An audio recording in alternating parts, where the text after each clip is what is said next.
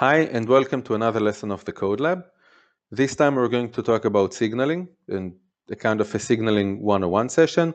We're going to show how exactly we've built the Node.js server in terms of the code that it has and how it passes on the signaling. There are going to be two parts for this lesson.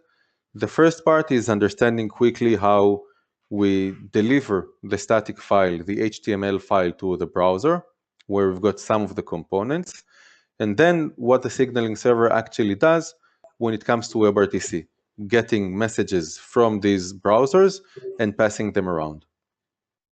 So Fippo, let's start with the first part. Yes, thank you, Tsahi. So we're first going to talk about how we serve static files in the signaling server. This isn't something you would do in production, because in production you would put all your HTML and JavaScript to a CDN, but we wanted a minimal self-contained signaling server, so we're going to serve the files from there. So let's just walk through the code. We need the FS module in Node.js to read static files, the HTTP module to serve HTTP clients as an HTTP server. The WebSocket module is really for the signaling stuff. We use the UUID module to generate IDs for the clients. And we listen on port 8080. So the first thing we do is we create a HTTP server instance and listen on that port. Once it's listening, we say the server is listening on this port. I have a question. Why are we listening on HTTP and not on HTTPS? Because it's easier to show. I mean, in production, your signaling server will be behind a load balancer, which terminates TLS usually. And we don't need to generate self-signed certificates that way. Okay. And localhost is treated in a special way by the browsers, by Chrome. So even though it's HTTP, it has access to get user media. Okay, so guys, keep on the back of your minds that once you run the Codelab locally, you can run it on HTTP. But if you want to host it on a real server, you need to start switching towards HTTPS. Otherwise, it will simply not work. Yes. Okay. And we have a very simple request handler. It just reads this static file and writes it to the client.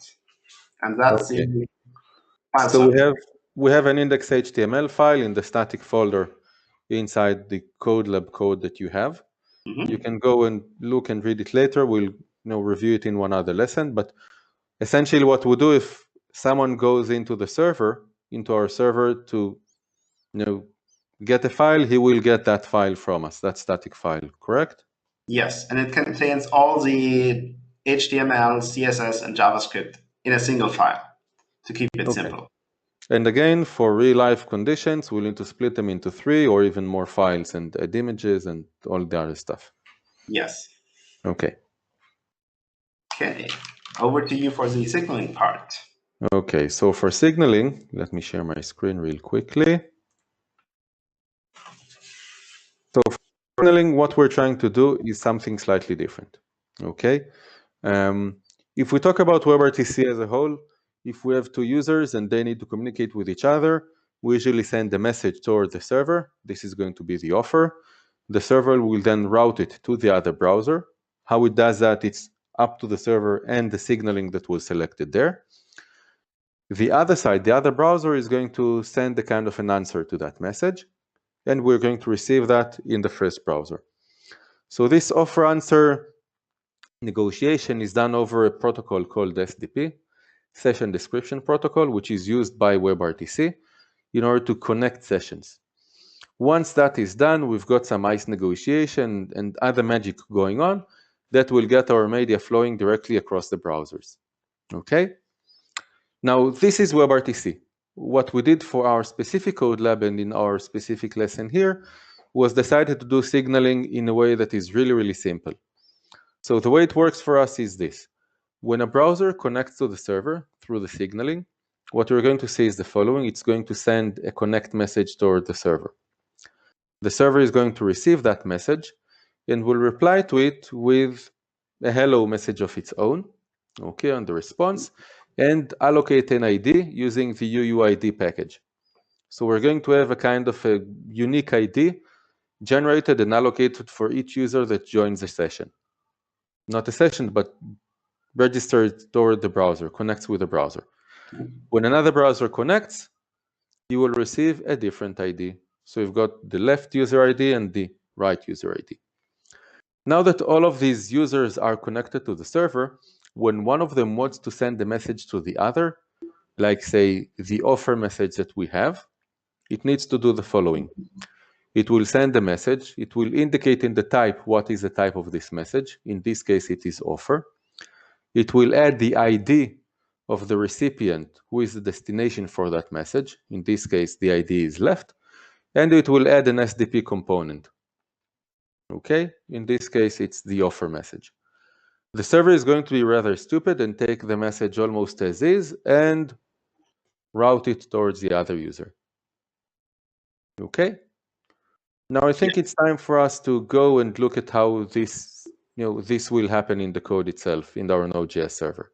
So one thing to keep in mind is that we want to change the ID. So the server always knows the origin of the message, and it needs to indicate that origin to the destination.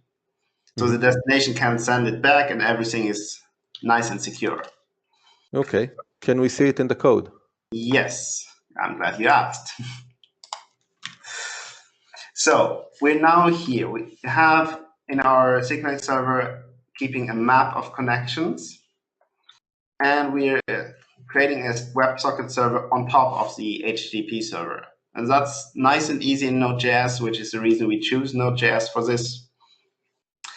And we have a function to generate a client ID. Whenever a client connects, it gets assigned an ID. You should ensure this UU or this ID is unique during the runtime of the server. Otherwise, you might have a destination which is not unique. And what do you do then?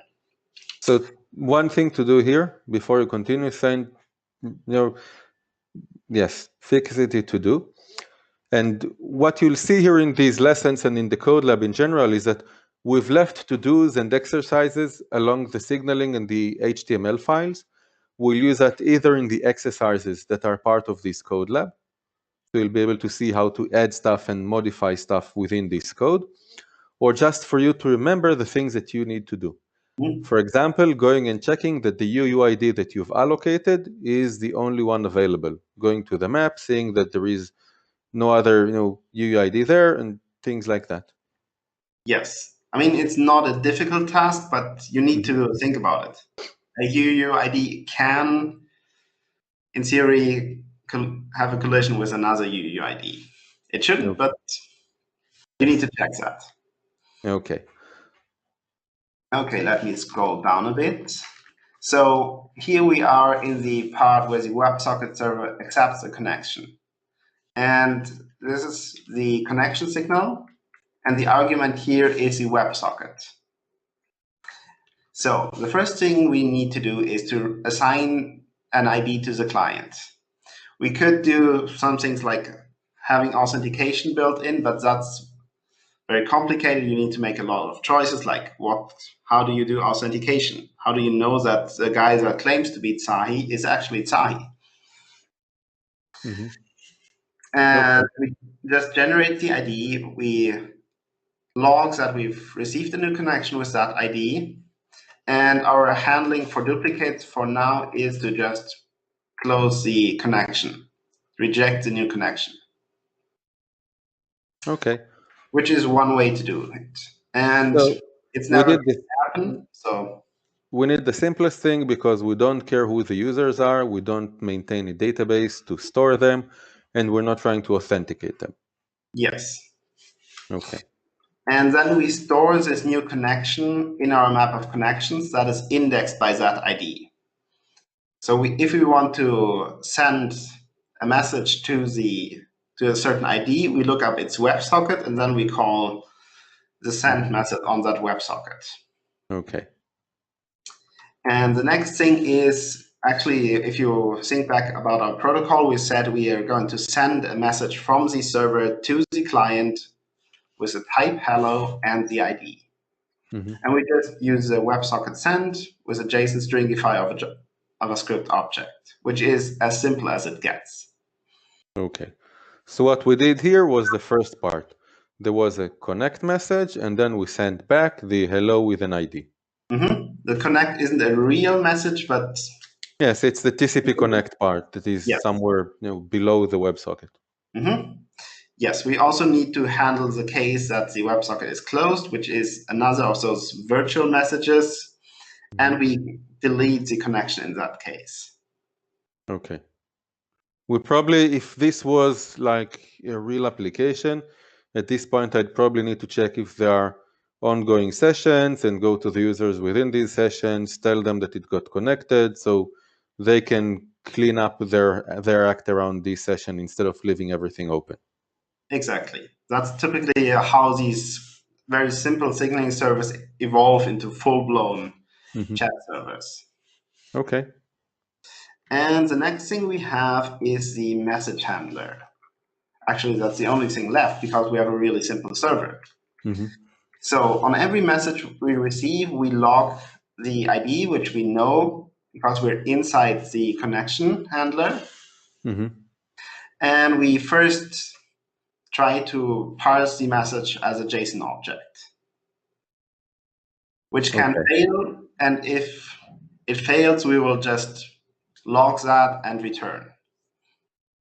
The other alternative would be to return an error to the client, but if it sends invalid JSON, you could just close the socket or something like that. Okay, and I see that here what we do is we try to parse and we catch errors for invalid JSON or when the ID is missing. Yes, we want all the messages sent by the client to have an ID of the destination. Yes, so here is the missing destination ID. It's not missing because I don't need the ID of the user. I know that anyway. Yes, you know the ID of the user. And the next thing is we're going to look up the destination of the other client WebSocket. Okay. And we have a very simple server. It only has a couple of connections, so it's not running in a cluster. So it keeps all the connections in memory. So we just do a lookup in that map we have for the destination ID. And if we don't find a peer, we just do nothing, just log. We should, in our signaling protocol, have some kind of error handling for that. So if you try to send a message to someone that isn't there, the server should tell the client there was an error. I did not find that person. Okay. And then we're getting a handle on that connection. We call it peer in this case. And then there comes an important thing. We always stamp the messages with our ID. So we don't, so if the other side receives a message, the originating client cannot forge the ID and cause the recipient to send to someone else. That's a security thing you need to think about. Okay, so the source doesn't put his ID in the messages, but the server does that for him. Yes, I mean, from the source, the ID is the destination. Yes, so what you're saying, in other words, is that we should never trust the code inside the HTML files to do what we think it does, because someone can modify that in order to trick our service. So we need to protect for these things. Yes, we could have called the ID field a from and a to, which is what some other protocols do, but we only need one piece of information. Because the client knows its own ID, the server knows the ID of the client, so we just need one. Okay. And then we stamp that, and then we send the JSON stringified data to the other client. And if there's an error, we catch it. So this message now that the client will receive has both the, let's call it from ID and to ID inside it. Okay. No, it only has the from ID because the client knows its own to ID. Oh, so you just switch the ID inside the same message? Yes. Okay. So we had to ID in the original message, the server switched that to from ID, and that was received on the other end. No, we just have a single ID in the signaling protocol. Yes. And it's different. conceptually different IDs, but it's a single physical ID on the packet. Okay. Okay. Yeah, So the server that we have here doesn't understand WebRTC in any way. It doesn't even care. It just receives a message and throws it on the other end. Yes, it doesn't even care whether the message has a type, for example, because it treats all these messages equally. It just is interested, where do I route this message? And then it does that. Okay, now a question for you, unrelated. In the services that you've built and scaled, does the server actually need to know the IDs? The IDs, yes. Not the IDs, sorry, the messages, the message types.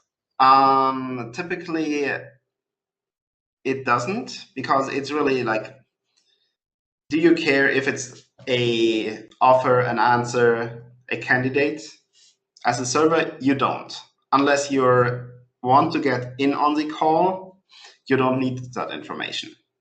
Not even to close the call, for example, look at buy messages. That is one of the interesting things, but you wouldn't do that kind of stuff on the WebRTC signaling. So you would have a different message, like saying, one client tells the server, I'm in a call now. Please notify this peer if I'm leaving in an unexpected way. Okay, so for you, the best practice would be to leave the signaling as, let's call it, stupid as possible, so it would be easier to scale. Yes. Simply because we'll have a lot of headaches there anyway in other areas related to scaling, so we don't want him to be in on the actual protocols while doing that. Yes. It gets much easier to write that server if it just acts in a transparent way. Otherwise, you need to modify the server for every client protocol modification you make, which requires a different kind of rollout and more signaling server deploys. And that's something you want to avoid typically. Okay, great. So thank you, and see you in the next lesson. Thank you.